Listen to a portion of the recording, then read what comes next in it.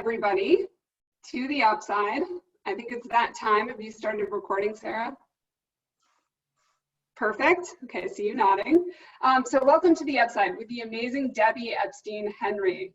So the upside is a series of conversations that we at the fourth floor have been having with members of our community who are tackling, innovating, and otherwise constructively engaging with this brave new post-COVID world in which we find ourselves. So for those of you who don't know me, my name is Breen Sullivan. I am the founder of the fourth floor, which is an invite-only ecosystem that helps place women on the boards of startups and helps female entrepreneurs gain access to funding and to opportunities through leveraging their advisory boards. So if you are interested in becoming an advisor or you suspect your company might benefit from advisors or an advisory board, please do apply to the fourth floor via our website, thefourthfloor.co. Membership right now is free as long as you meet our criteria. Please also follow us on LinkedIn. We have lots of events that are happening all the time, which you can find on our website, and we're also posting. So if you follow us on LinkedIn, you'll hear about it that way too. So that's about the fourth floor. Now, about the upside and the concept of the upside, it essentially boils down to how a major crisis can reorder society for better or for worse, and how we as a community can harness and promote the better. And it's also about how an unprecedented crisis like COVID, it can force society to just very quickly adapt and to adopt change that otherwise might take a very long time to be embraced. So, you know, in that sense, it's an incredible opportunity for innovation. So to help us innovate and seize the moment, we are so lucky to get to speak with the remarkable Debbie Epstein-Henry today about building culture and engagement in a virtual workplace and exploring the upside of how COVID is changing the future of work in very fundamental ways. So the way that this will work is we're going to start off with essentially a fireside chat conversation with Debbie, and then we will wrap up with a networking exercise. So while we are speaking, Debbie and I, please feel free, if you have questions, input them into the chat column, and I'll do my best to incorporate them. So to kick off, Debbie, why don't you introduce yourself? Terrific. And first, let me start by saying thank you so much, Breen, for the generous introduction. Thanks to you and Sarah and Kat for welcoming me so beautifully into the fourth floor community. I just am so in awe and inspired by the work you are all doing, and I've met incredible people through the organization. So congratulations to the three of you, and thank you for the opportunity to have the to be speaking with you today. And in terms of my background, I'm going to really just highlight a few things that really give the context to the conversation around remote work, because that's what we're here, of course, to explore today. And it's been so integral to my background. So just very briefly, I'm a former commercial litigator, first in New York and then in Philadelphia. And I was really unhappy practicing law. I know I'm the first one. And in 1999, I sent out an email to 6 lawyers and said, hey, I'm starting this brown bag lunch group for lawyers interested in work-life issues. The first event will be at my firm. Forward the invite to anyone you know who's interested.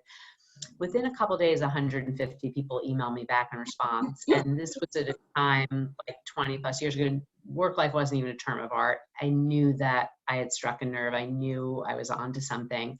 I started running monthly events on work-life issues that morphed into women's issues. And after 3 years of doing it pro bono on the side, stopped practicing law, started doing public speaking and writing on basically changing the legal profession and the way work is done. By 2008, that network of 150 Philadelphia lawyers was now over 10,000 lawyers nationally. And when the market crashed, and it's very apropos of your introduction around seizing the opportunity around, in this case, a pandemic, when the market crashed, one of my former law firm colleagues in New York, this guy, Gary Berger, contacted me. Gary had practiced law with a firm and then started his own firm. And he said, with the market crashing, he said, all of a sudden, I'm finding that increasingly clients are asking to borrow my lawyers. I only have 20 lawyers at my law firm. If I decline them, they'll go elsewhere. Can we work out a revenue share? I know you have access to this large network of lawyers.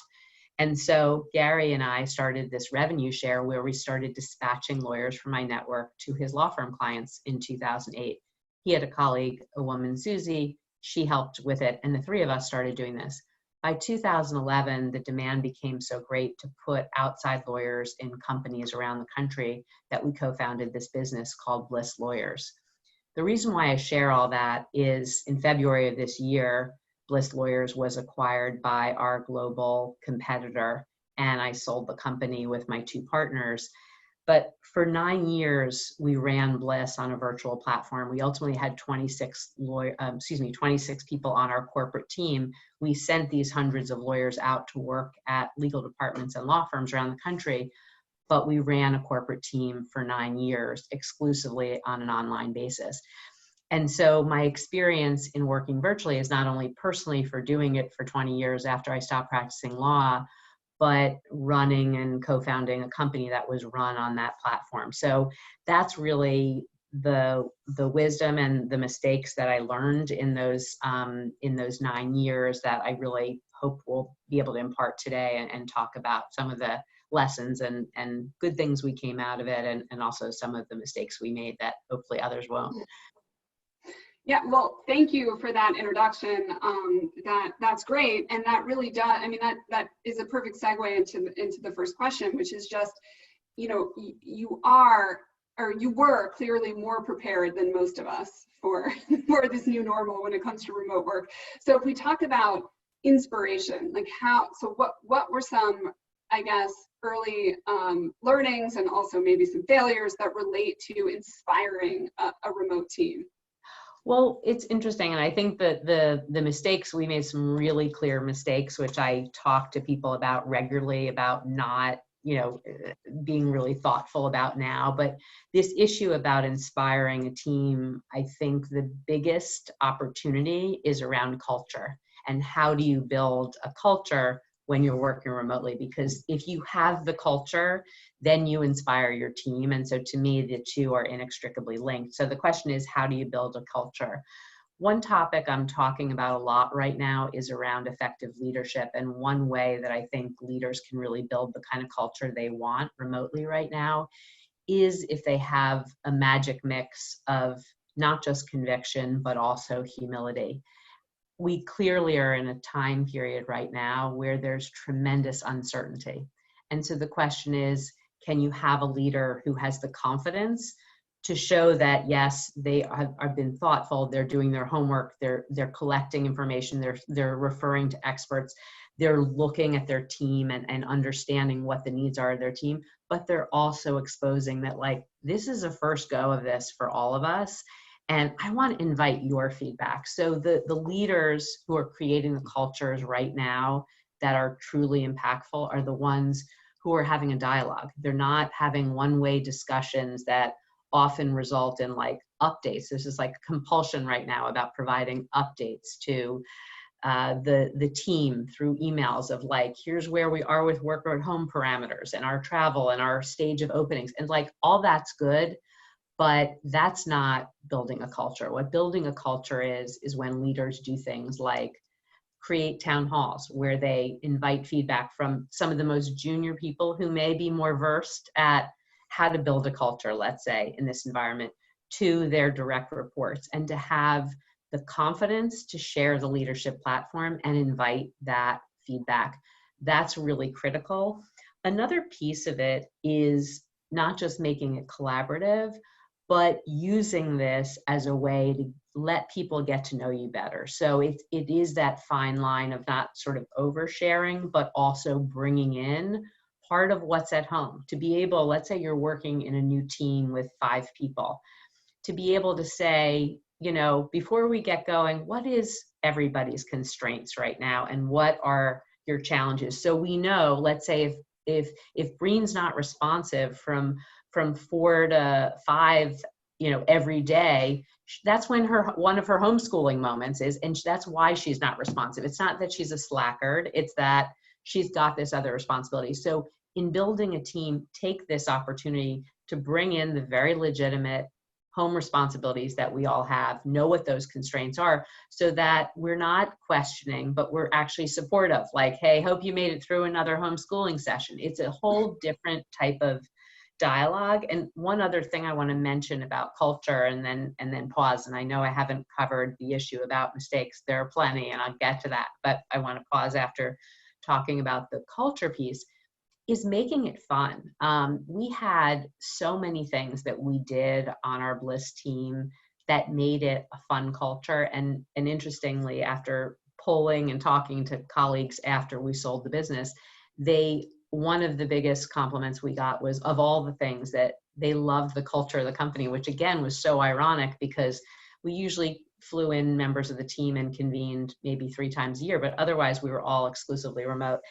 But we did different little fun things. So for example, we used to give clients swag all the time. I know that Breen, you and Sarah were the beneficiaries of it. And like, for example, we're like, we want to do hand sanitizers. This was obviously pre-COVID, but we just were, I don't know. Anyway, so we were like, let's do something fun. And the company name was Bliss Lawyers. And then our tagline was happy clients, happy lawyers. And we're like, we're going to give out a prize to whoever comes back with the best swag tagline that we can go.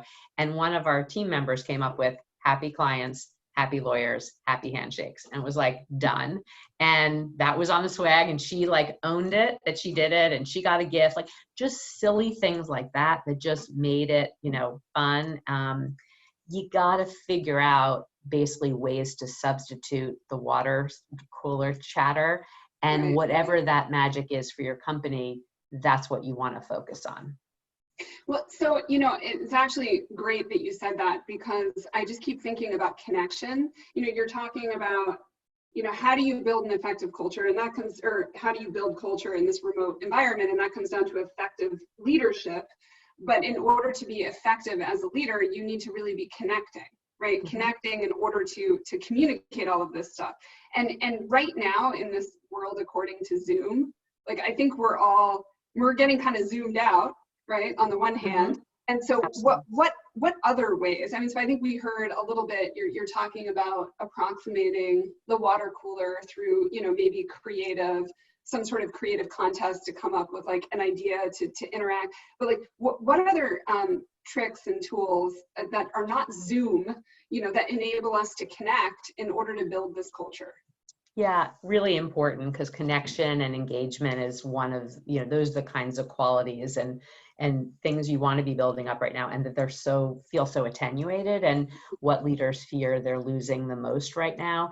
One of the most important principles about engagement and connection is knowing your audience. And I'm a big storyteller when I like to share, ideas.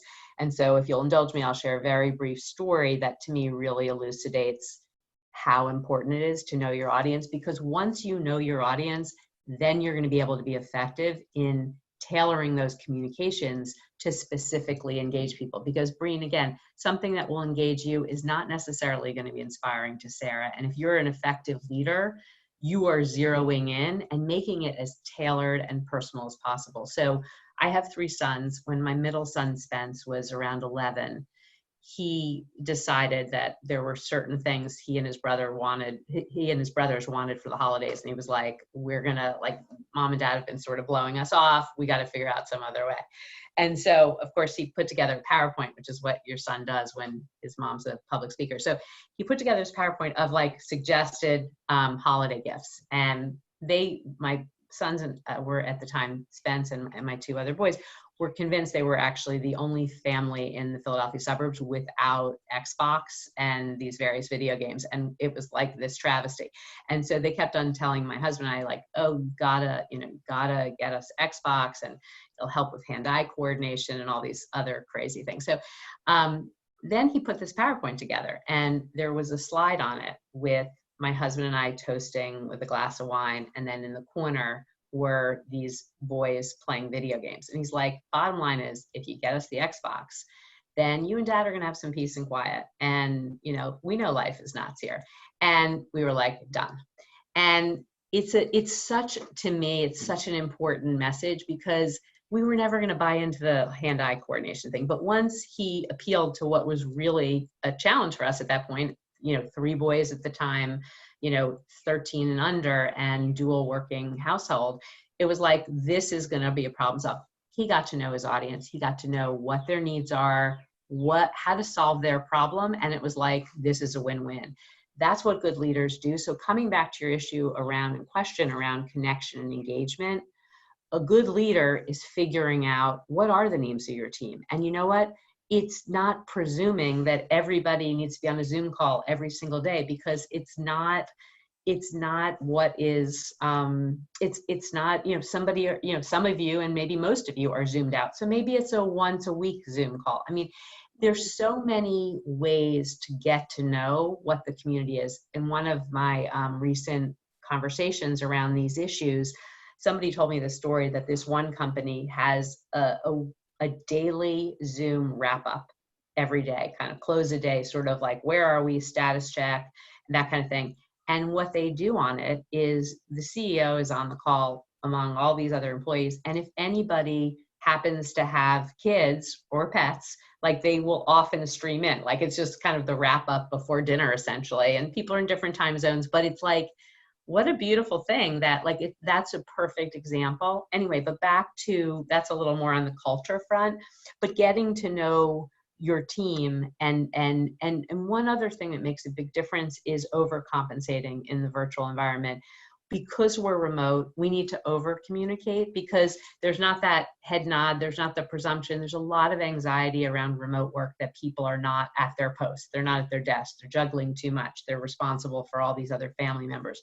So for you to be that over communicator, if your direct report if you send an email to your direct report and you don't get a response, even if that person doesn't have the answer, if they just send a quick, like, got it, Breen, I'll get it back to you noon tomorrow, does that work? Then you're like, they don't have the answer, you're not assured they have the answer, but you're like, it's on their plate, not mine, I've got it. So those kinds of things keep people. But I think the other piece of this is that all of our job descriptions have changed through COVID, and what we were doing 6 months ago may in some respects feel irrelevant. And so looking at that environment, looking at the composition of work that you regularly have, and think, can I delegate some of this out? Is there stuff that is not appropriate to be doing right now, but can I empower some of the other members of the team and not use it as like, let me get this off your plate, but use it as like, this is a way to develop you. This is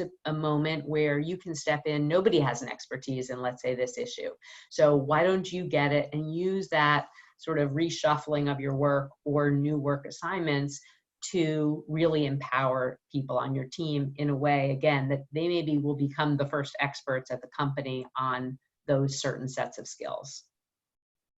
One other thing I just want to mention, I just wanted to mention is on this issue of getting to know kind of what the needs are to engage people. And you're all in different work situations, but if you're able to actually schedule one-on-ones and really just have those conversations with people, it creates so much more accountability on a team or in a company to say, the world's changed here. Like, Breen, can I grab 30 minutes with you? And let's talk, like, what are your challenges right now? What do you want to come out of this experience that's positive?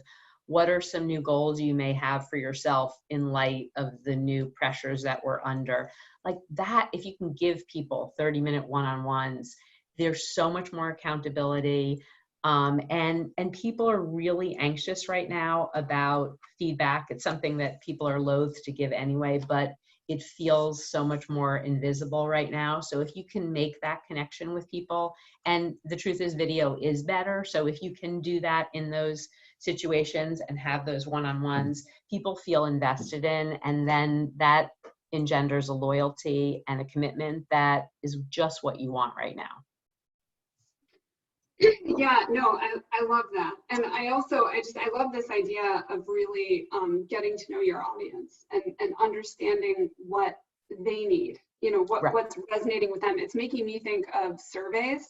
So I'm not sure how much, if that's a tool that you really leveraged when you were at Bliss and you had a remote workforce, but that's something, I oversee also HR, and we've turned to surveys, as a tool in order to help, more than just, get a pulse, but really like get a sense of like what, where, is there a difference between feeling more productive, but also feeling like the culture has maybe decreased or taken a hit because of this remote shift? Or do you feel like the culture has gotten better because of the remote shift, but you feel less productive? Like trying to, to dig in. And this was so helpful hearing you say that, because I've been thinking about how to better tailor those surveys. And it sounds like really trying to get at the meat of like, what is it for that particular person that's maybe discordant or working or not working? Like maybe they don't want to turn their camera on every single time they talk to someone. Exactly. I mean, for somebody like me who's been working remotely for more than 20 years, it's like the luxury of working remotely. And I used to extensively travel prior to COVID. And so it was like my work at home days were like, awesome, hair in a ponytail, no makeup, yoga pants. And now I'm like, oh my God, I have to put on makeup and get dressed every day, at least from the top, waist up. This is such a bummer. So being, so that is really important. On the issue of surveys, I think that's really valuable. We did actually 360 surveys, which was invaluable on our team. And we did that regularly. What I would say what's important around the surveys is that you've got to report in, because what a lot of companies make the mistake of doing is they collect this information and there isn't any reporting.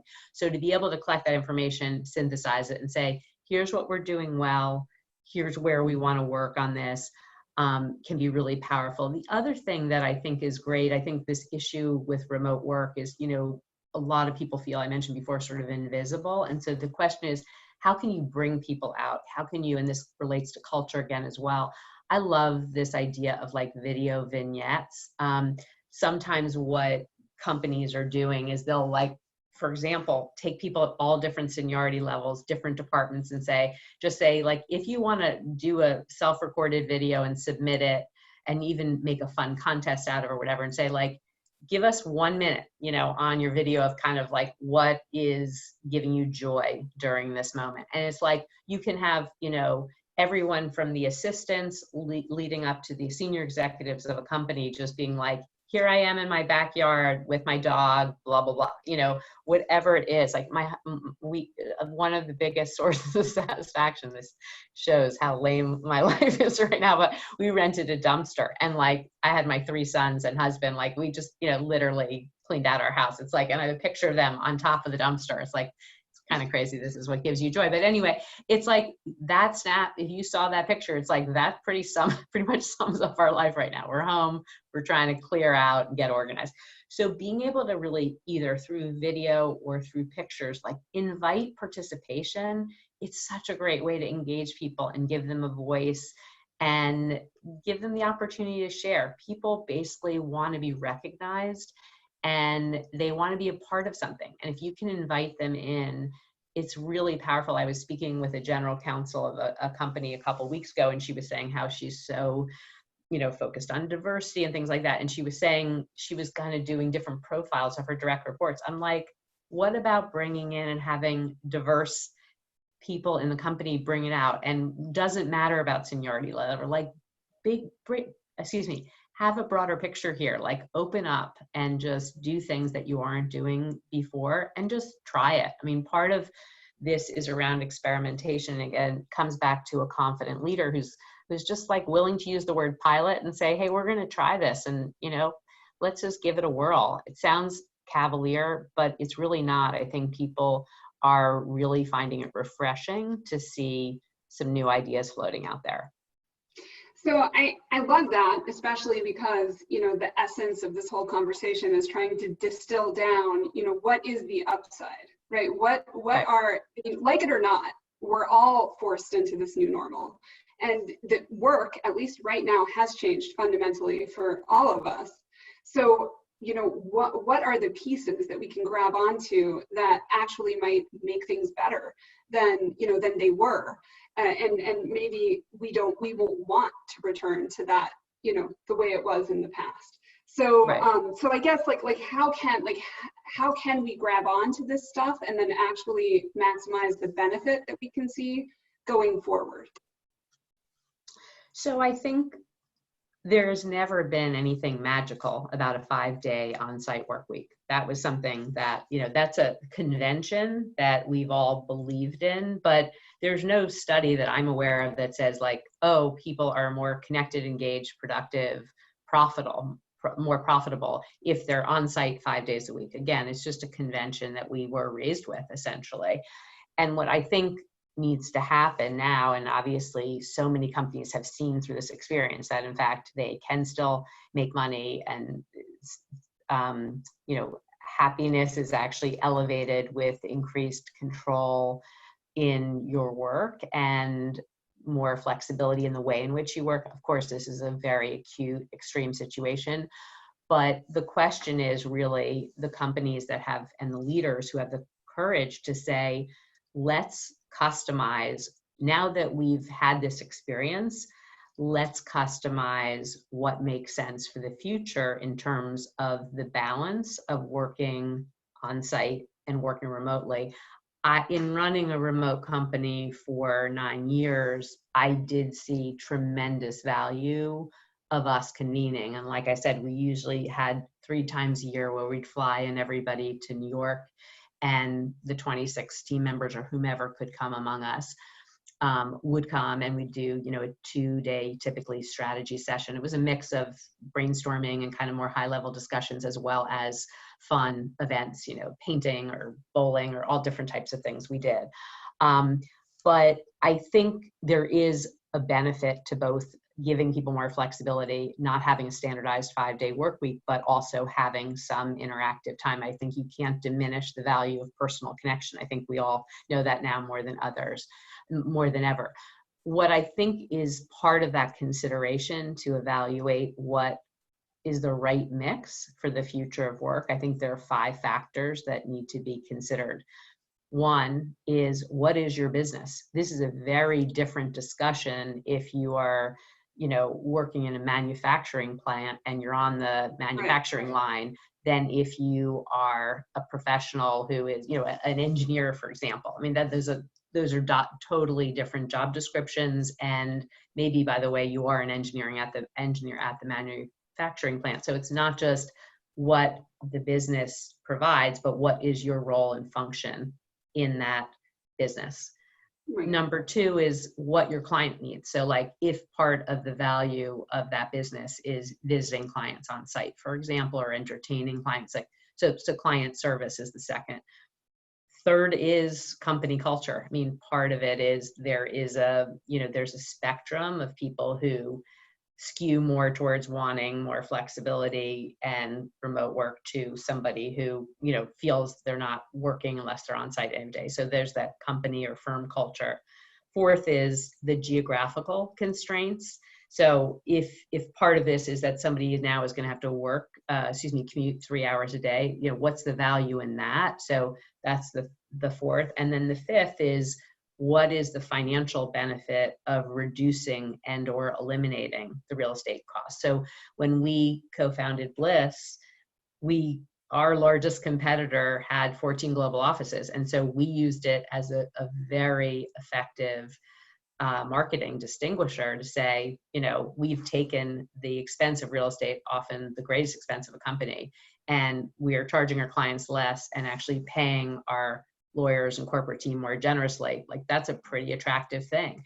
So what's the business benefit of that? And I think if you have companies look at those 5 factors, which to me are the 5 biggest drivers right now in determining what the right future mix of remote and on-site work, then you'll be making a really effective decision that makes sense for your company. Yeah, no, that's great. I love those 5 guideposts. I certainly was writing them down as you were saying them, because I think you're correct, and I think that's just a very nice framework in which to start thinking about it, and would help to have effective conversations amongst the leadership group at your company, if you could sort of refer to those 5 guideposts. So right, really helpful. Yeah, thank you. And I think one of the things that's important is, obviously through companies like WeWork and others, they've reconfigured how real estate can be used for companies. So it's not this kind of traditional notion of the either or, like we've got to either have an office or we've got to, everybody work remotely. There are these shared workspaces, of course, but there's some really interesting work and research that was done, 10 and more years ago, of companies that basically collected the key cards of employees in large office buildings and said, like, we have this very expensive real estate in some expensive city, and like, let's look at what actually our usage rates are by our employees of our office space. And way pre-COVID, sometimes these large companies found it was like 35%, and so you're like, wait, why are we doing this? So even these companies, of course, created, these shared spaces and things, all these types of things change. This is the next iteration of this conversation, and we need to think of these other factors as well. And we need to think about, this experience and be informed by it. Right. Well, and I love how, you mentioned before experimenting, the importance of experimentation, leaders not being afraid just to try something new, right? Embrace the pilot. And so I see that as a clear upside, right? Just bringing some innovation into what has been, very, very just conservative or traditional ways of thinking about what it means to work, 5 days a week, 9 to 5, coming into an office. And a lot of times there isn't room, especially when you get to the very top, to explore, to question those basic premises. So that's what we're all being forced to do. And so that does feel like a real upside and something we can, hopefully test out during this time. And then whichever of those experiments are successful, maybe that will help to improve culture, above and beyond what it used to be. We did see, I was actually surprised, I suppose, or maybe not, but one result from a survey that we did was that the majority of employees in our US based offices felt that the culture improved, improved. Right. And so I thought that was very interesting. So fantastic. Yeah. Yeah. And okay, so now we've spoken a lot about connection and about, how to better connect. But I think there's also the question about boundaries, because, with the home world and the work world colliding, that that does break down a lot of boundaries. And I think that we've all experienced some upside to that, and we've all experienced some downside to that. So I guess, like, what about strategies for better clarifying boundaries and then enforcing them?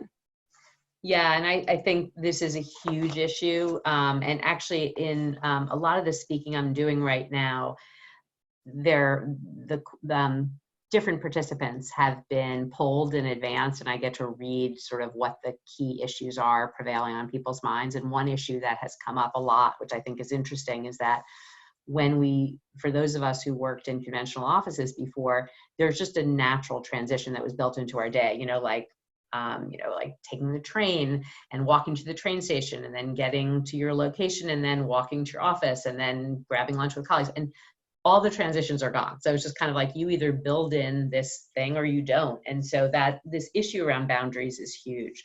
So some of the things that I see really working well for people are the following. And some may sound basic, but what I'm finding with people is we've been in this for more than 2 months, and a lot of people just kind of set up their circumstances 2 months ago and thought, like, oh, this is just sort of some temporary thing. And now we're in it, in our 3rd month. And it's like, no, let's reevaluate. So maybe something that even worked for you 2 months ago is not working now. So one is really establishing daily rituals and routines. And that's prioritizing your home responsibilities and your home fun as well as your work. But really evaluating again whether what you set up before is still working for you, and creating some very definitive parameters. Start and stop times every day, breaks and meal times. And I'm going to emphasize breaks because, again, like maybe you were in office, that like an office park, and then you walked from one location to the other, and those were all break times, that 10-minute walk that doesn't exist anymore. So building in those breaks. And if you're an exerciser, building that in, or if you like to cook every day, or in reality, we're all mostly cooking every day, whatever it is, it's creating both those parameters, the end and the end. I mean, I'll just give you an example in my own life. We have a nightly Zoom call on my side of the family that starts at 5:45. So that's early, relatively early. I stop at 5:45. I make dinner during that call. And then while I'm available afterwards I'm looking on my iPhone, I don't open the computer again. It's like once I shut that computer off from that Zoom call, it's off. It's very ritualized. It's very deliberate. Again, I'm responsive if I need to be on my iPhone, but I'm not going back into my office after we get on that family Zoom call. That's important to me. My exercises every day, whatever it is, we have to do that. And part of that also is knowing your own natural rhythms and routines. I'm a morning person. I do my best thinking work in the morning. So I'm not trying to write something that is highly, intensive after lunch. Like or certainly after dinner, like I'm totally not valuable at that point. So having an actual understanding and self-awareness of where your natural rhythms and routines and strengths are really important. In some cases, that means for people grouping their activities or their tasks by client or type of work. We all have different systems, but having the self-awareness to do that. Another piece of the boundaries is around managing and anticipating distractions. So a lot of us women are super tough on ourselves, have very long to-do lists every day. And being more thoughtful about building in some buffers in those to-dos, putting 2 days to do a certain project that maybe would normally take you one, thinking like, even though I'm super focused, I may not be as focused as I regularly am. So being more generous with yourself in terms of just allotting time to get stuff done, setting deadlines if you have some of that control and discretion. But the other piece of that is also not being so tough on yourself. When you are not being as productive as you normally are, you just feel like you need more breaks or you're not delivering in the same way you normally are, show some compassion for yourself. I think a lot of us are really hard driving, and this may be the time to ease up a little bit and to say like, you know what, I got to go get some fresh air. I'm so sick of looking at these walls. And if you can change your physical space, if you can, choose less challenging tasks at certain times of the day when you're not going to be delivering in the same way, all of those considerations that require a lot more thought and planning than the default that you just had when you worked in a conventional office, that all really makes a difference. A lot of it is putting some parameters around social media for those of you who are addicted, but just having that thoughtfulness in how you schedule a day. And also, by the way, being ready to switch it up when, it's just like the best laid plans are not happening today. So what's my plan B? The one other thing I think is a really important piece of this, and we didn't get to your question earlier that you alluded to about some of the mistakes we made in running Bliss and running a remote workforce, which I'm happy to come back to. But one really valuable lesson, and actually one of the things as a leader that I was most proud of that we did, was we really ended up modeling some discipline around email. We ultimately actually created a policy where we had no internal emails at the company for on the weekends. And if there was a time-sensitive issue involving a client, then we were responsive to. But it was actually not permitted to communicate internally for non-time sensitive matters. And people said that was their favorite thing about the company, is that exercise of self-restraint. And so being able to just be otherwise really thoughtful about your email policies and the way you model your behavior on email, being careful about who you CC. I'm like queen of the subject line in email. I try to make the subject line be able to be inclusive enough that you don't even have to open the email. It's like, this is exactly what I am following up on. I'm constantly rechanging, and you guys know this, Breen and Sarah, from emailing with me regularly, that I'm constantly changing the subject line to be like, let's focus this in. Being thoughtful about all those communications can make a huge difference in managing distractions and also being more considerate to your team. Yeah, no, that's all great. And I think one thing, it kind of dawned on me that I have not taken pretty much a day of vacation in almost a year, because, you know, this came out of nowhere. You know, I think a lot of people, you're saving up those days, you have all of these plans like in the spring or what have you. And then COVID hit, and it's just been, not only has, you know, there really been very little opportunity for vacation for people, but this has also been an intense experience. And we've also, you know, really many of us, especially lawyers, you know, we have been called upon to work around the clock. So, you know, this is exhausting, and it's been a long stretch without having a break. So I kind of had to, you know, have that moment and remember that myself, because I was like, why do I feel this way? But Right. that's why. Mm-hmm. You know, Debbie, there is a question that came into the chat. So this is kind of interesting, because it's about WeWork, like, you know, so companies that historically were in a shared co-working space, now, if they are, when they're considering their options, you know, moving forward, there's a concern about germs that didn't exist before. So is co-working space now, you know, way less palatable than it was before? And does that mean it's you have to now invest in getting some sort of private space, even if it's smaller? Like, what are your thoughts about that? You know, it's interesting, and I think that there's so many new, you know, aspects of anxiety that employees have about returning to work. And I think this issue about sort of controlling your environment, which is going to increase comfort to get people back to work safely and more confidently. And I would really underscore the confidently,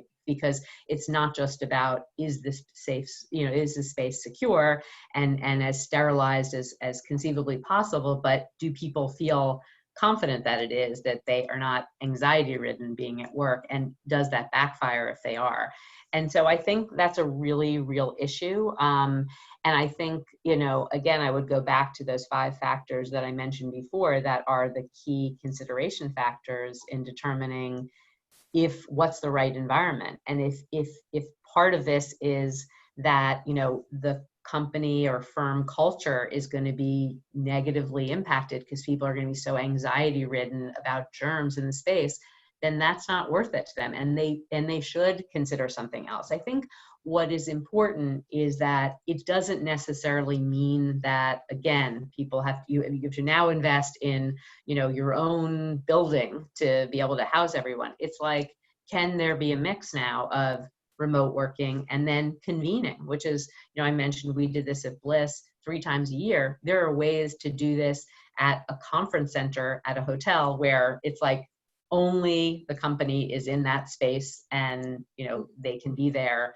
for that 2-day conference. Maybe that doesn't feel secure enough either, for the same reasons you indicated with a WeWork type of space, but there is some other, you know, sort of more independent entity that people could rent, let's say, to use. There's all different things that people are considering, but the bottom line is, if your employees don't feel secure and comfortable, what's the point? You just, we you know, and if the risk is real, like this is not some anxiety ridden person who has a disorder, which is a legitimate issue that separately needs to be dealt with, but this is more of a collective feeling that needs to be addressed. It's just, it needs to be a real factor in the decision of like, is this worth it? And maybe we postpone that WeWork rental for another 6 months till hopefully we feel more confident, or we're that much closer to vaccine, or whatever the other factors are. Yeah, no, that's great. Thank you. And okay, so I know we actually only have 11 minutes left, and we do want to do this networking exercise, but really quickly, there's another question that came into the chat. So I want to give it to you for a very quick answer before, you know, we think about moving on. So this question is about suggestions of best practices for addressing performance issues remotely. And this would be both for tracking performance and then addressing deficiencies.